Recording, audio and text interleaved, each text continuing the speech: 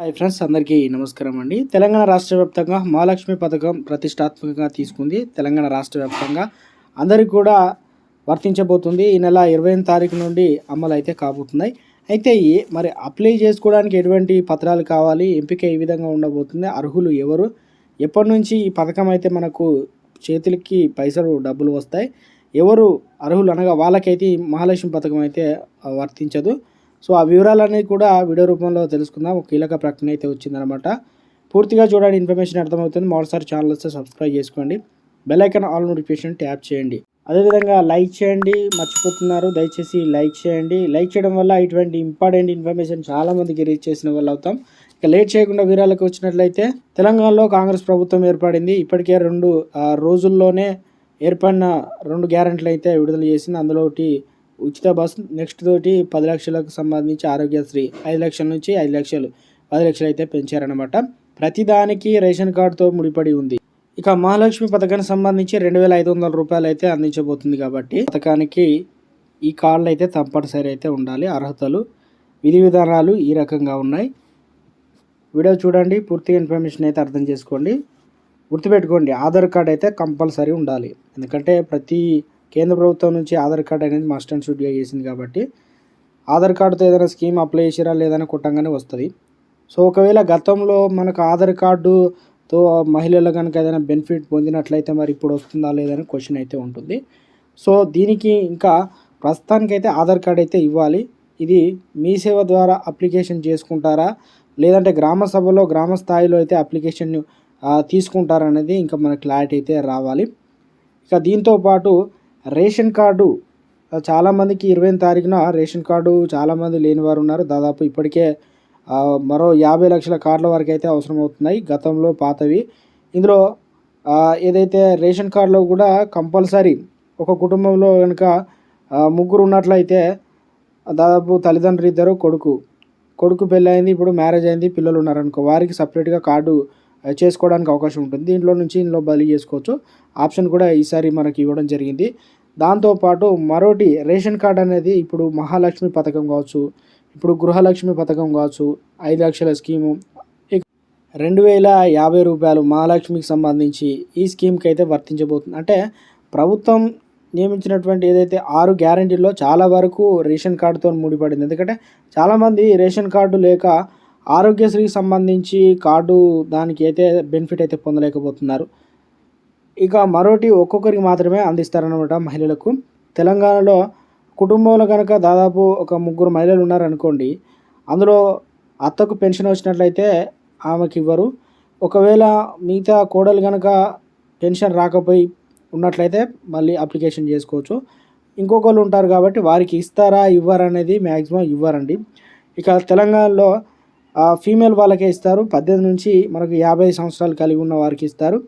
పెళ్లి చేసుకొని ఉండాలి. అదైనా కూడా ఒంటరి మహిళలు పెళ్లి చేసుకునే వారికి ఇస్తారనేది డౌట్ ఉంది, వారికి కూడా ఇస్తారు. ఆర్థికంగా స్వావలంబన కోసం తప్పనిసరిగా ఇన్కమ్ ఏదైతే మరి ట్యాక్స్ కట్టిన వారికి ఖచ్చితంగా ఇవ్వరు. కాబట్టి అందుకనే క్యాష్ ఇన్కమ్ ఉందా ఇక్కడ వారైతే చూస్తారు. 2 లక్షల లోపు అయితే ఉండాలి. భర్త ఆధార్ కార్డు అయితే కంపల్సరీ జిరాక్స్లు కూడా ఉండాలన్నమాట. ఎందుకంటే ఇది నామినీ రూపంలో ఉపయోగపడుతుంది. కాబట్టి పాస్పోర్ట్, ఎందుకంటే మహిళది గతంలో ఎప్పుడు దిగింది కాకుండా ఫ్రెష్గా దిగినది అయితే ఇవ్వండి. ఇక మరోటి ప్రభుత్వ ఉద్యోగికి అయితే లేదు. ఈ పథకం మహాలక్ష్మికి సంబంధించి చాలా వరకు బీపీఎల్ బిలో పావర్టీ సంబంధించి ఏదైతే తెల్ల రేషన్ కార్డు ఉన్నారో వారికి అయితే అర్హులు. కాబట్టి సో అందుకని చెప్పేసి మరి ప్రభుత్వ ఉద్యోగులు, డాక్టర్లు, లాయర్లకు ఏదైతే ఇన్కమ్ ట్యాక్స్ కట్టిన వారికి ఇలాంటి వారికి అయితే వర్తించదన్నమాట ఈ యొక్క పథకానికి సంబంధించి. మరోటి చూసుకున్నట్లయితే మనకు ఇక మొబైల్ నెంబర్ కంపల్సరీ అయితే ఇవ్వాలి. ఈ అప్లికేషన్ చేసుకునేటప్పుడు మొబైల్ నెంబర్లో అలా ఫిల్ చేస్తాం. ఆధార్ కార్డు సంబంధించి మరో మొబైల్ నెంబర్ ఒకవేళ ఉన్నా కానీ బ్యాంక్ అకౌంట్కి సంబంధించి ఖచ్చితంగా ఇవ్వాలి. Bank account Aadhaar card link అయి ఉంటుంది. కొంతమంది లింక్ లేకపోతే లింక్ చేసుకోండి. ఎందుకంటే డబ్బులు అనేది అకౌంట్లో వేస్తారు కాబట్టి వచ్చిందా లేదని మెసేజ్ చెక్ చేసుకోవడానికి కావచ్చు, సర్వీస్ అయితే ఉపయోగపడుతుంది. ఒకవేళ లేకపోయినా కానీ అడిషనల్గా ఏదో ఒక నెంబరు మనకు తెలిసిన వాళ్ళు తీస్తే సరిపోతుంది. ఆధార్ కార్డు సంబంధించి ఉన్నా కానీ నార్మల్గా ఏదైనా నెంబర్ ఇచ్చినా సర్వీసు ఏదైనా ప్రభుత్వం నుంచి పథకాలు వచ్చినా కూడా ఇన్ఫర్మేషన్ ఇస్తారు. కాబట్టి అదేం మ్యాండేటరీ ఏం కాదు. మొత్తానికి ఇక బ్యాంక్ అకౌంట్ ఖచ్చితంగా ఇవ్వాలి. బ్యాంక్ అకౌంట్లో కూడా కొన్ని లోపాలు ఉంటాయి. ఎందుకంటే ఫ్యామిలీ కుటుంబంలో ఏదైతే బ్యాంక్ అకౌంట్ తీసుకునేటప్పుడు కొందరు జాయింట్ అకౌంట్ లాగా తీసుకుంటారు, భర్త భార్య కలిసి తీసుకుంటారు. మరి అది ఇవ్వాలా లేదంటే సింగిల్గా ఒకవేళ తీసుకొని మళ్ళీ ఇవ్వాలి? ఒకవేళ పర్లేదు, ఇప్పుడు టైం చాలా తక్కువ ఉంది కాబట్టి జాయింట్ అకౌంట్ ఉంటే జాయింట్ అకౌంట్, ఈ టైంలో తీసుకోవాలనుకుంటే వీలు పడుతుంది అనుకుంటే దాన్నే తీసుకోండి. అంటే సింగిల్గా తీసుకుంటే చాలా బెటరు. మహిళలకు సంబంధించి అకౌంట్లో డబ్బులు ఇస్తారు. కొంతమంది జీరో అకౌంట్ ఉంది, ఈ జీరో అకౌంట్లో మరి డబ్బులు వేస్తారనేది కూడా డౌట్ ఉంటుంది. జీరో అకౌంట్ అయినా కూడా డబ్బులు అయితే పడతాయి. జీరో అకౌంట్ దానికి అట్లా ఏముండదు. అది ప్రధానమంత్రి పథకం నుంచి పొందాం కాబట్టి దానికైతే ఎలాంటి ఇంకా బెనిఫిట్స్ కూడా యాడ్ అవుతాయి కాబట్టి. ఇక మరోటి ఏదైతే బ్యాంక్ అకౌంట్ సంబంధించి గతంలో ఏదైనా మరి క్రాప్ లోన్ కావచ్చు, ఇంకేదైనా ఎక్కడైనా తీసుకున్న వాళ్ళ డబ్బులు పడతాయా లేదా కట్ అవుతాయా అంటే మ్యాక్సిమం కొంతవరకు అయితే కొంతమంది బైక్ తీసుకుంటారు, లేదంటే కారు కావచ్చు, లేదంటే ఏదైనా తీసుకొని ఉంటే దాంట్లో ప్రతి నెల కనుక కట్ అవుతుంది అమౌంట్ అని అనుకుంటే అది ఏ రోజు పడుతుంది ఏందనేది చూసుకొని తీసుకోవాల్సి అయితే ఉంటుంది. లేదంటే అంత తలకాయ నొప్పి అనుకుంటే డైరెక్ట్ సపరేట్గా అకౌంట్ తీసుకుంటే సరిపోతుంది అనమాట.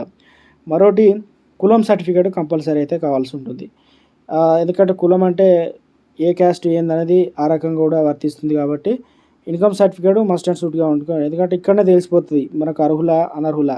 రేషన్ కార్డు సంబంధించి కంపల్సరీ, రేషన్ కార్డు లేక చాలామంది పథకాలు కోల్పోతున్నారు కాబట్టి ఈసారి మిస్ అయితే చేసుకోవద్దు.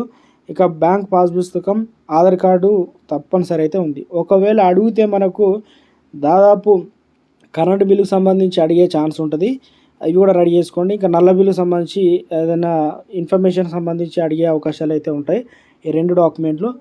మరోసారి ఇది మహాలక్ష్మికి సంబంధించి ఇవ్వడానికి ఏ రకంగా తీసుకుంటారు బెనిఫిషియరీ ఐడి సంబంధించి ఒకసారి చూసుకున్నట్లయితే ఇది గతంలో నుండి కొనసాగిన వారికి ఏదైనా పథకాలు ఉంటే కొనసాగుతుందా లేదని ఒక డౌట్ అయితే ఉంది. ఇక ఏదైతే ఆ మహిళలకు సంబంధించి చాలా వరకు ఇవైతే పత్రాలు అయితే ఉంటాయి. ఒకవేళ లేకపోతే ఇవన్నీ తీసుకోండి. ఎందుకంటే మనకు ఖచ్చితంగా 2500 పొందాలంటే మహాలక్ష్మి స్కీమ్లో 500 గ్యాస్ సిలిండర్ అయితే వర్తిస్తుంది. ఇది సంవత్సరానికి 6 అంటాలు లేదంటే 12 అంటాలు మరి 3 ఇస్తామని కూడా. తెలంగాణలో ఈ మహాలక్ష్మి పథకానికి సంబంధించి ఏ విధంగా ఎంపిక చేస్తారనేది కూడా డౌట్ ఉంది. ఇది గ్రామ స్థాయిలో ఏదైతే మీటింగ్, గ్రామ సభలు కావచ్చు, పట్టణ స్థాయిలో పట్టణాల్లో అయితే ఒక కండక్ట్ అయితే చేస్తారు. చేసి నిజమైన లబ్ధిదారులు వాటి నుంచి ఎంపిక చేస్తారనమాట. తీసుకున్న తర్వాత మ్యాక్సిమం అయితే దాదాపు ఈ మహాలక్ష్మి పథకాలు కావచ్చు, ఈ ఆధార్ కార్డు వీటికి సంబంధించి మీ సేవ ద్వారా తీసుకునే అవకాశాలు అయితే ఉంది. ఎందుకంటే మీ సేవ ద్వారా రేషన్ కార్డు కూడా మనం అప్లికేషన్ అయితే చేసుకోవడం, దరఖాస్తులు కూడా తీసుకుంటారు కాబట్టి దీనికి సంబంధించి మనకు మహాలక్ష్మి పథకం అయితే పొందవచ్చు అనమాట. ఇవన్నీ కూడా ఇంకేమైనా డౌట్స్ ఉన్నట్లయితే ఇందులో కాకుండా అవి కామెంట్ సెక్షన్లో తెలియజేయండి, మీకు కంపల్సరీ తెలియజేస్తాను. వీడియోను మిత్రులందరికీ కూడా షేర్ చేయండి, వారికి తెలుస్తుంది. ఇలాంటి అప్డేట్స్ అన్నీ కూడా మీరు క్లారిటీగా క్లియర్గా తెలుసుకోవాలనుకుంటే మన ఛానల్ సబ్స్క్రైబ్ చేసుకోండి. Thanks for watching. Have a nice day.